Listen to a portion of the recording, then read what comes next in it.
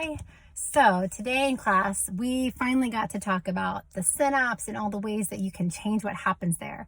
Basically like neuropharmacology. So what kind of drugs that we have to impact what happens on the cell that's about to send a signal, the neurotransmitter itself, or the cell that's about to receive the signal to make something more likely or less likely to send that signal across.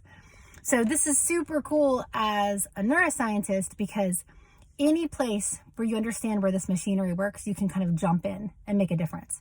So this is true in terms of if you discover some kind of like a toxin that an animal has, you actually can put it on a cell and you can see it closes certain channels or it binds to a receptor and it prevents the neurotransmitter from working the way that it should.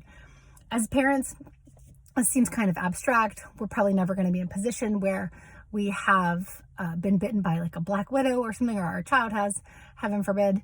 But a lot of the things that we have as a society kind of work in the same way. So for example, medications for ADHD, things like Ritalin, these are mild amphetamines. So it's really important to understand how these things work to increase synaptic transmission.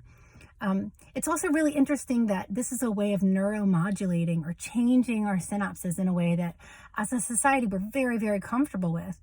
And we've grown increasingly more comfortable with it instead of other kinds of ways that we know to change behavior, which is therapy or practice.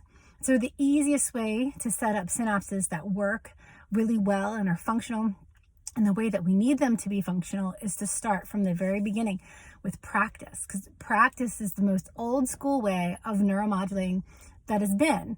Because if you just repeat something repeatedly again and again, even intermittently, if you repeat something even twice as compared to once, you're strengthening that synapse and making it so that second cell is more likely to fire. It's the same thing that happens when you administer a drug that makes a synapse more likely to fire.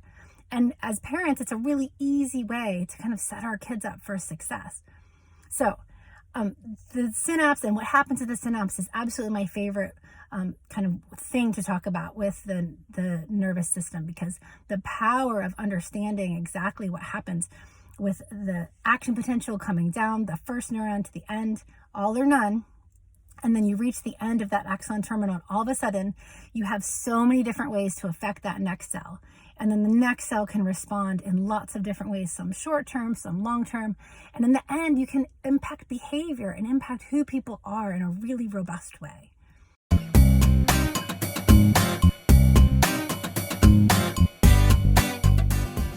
Join us every day in May for a new video.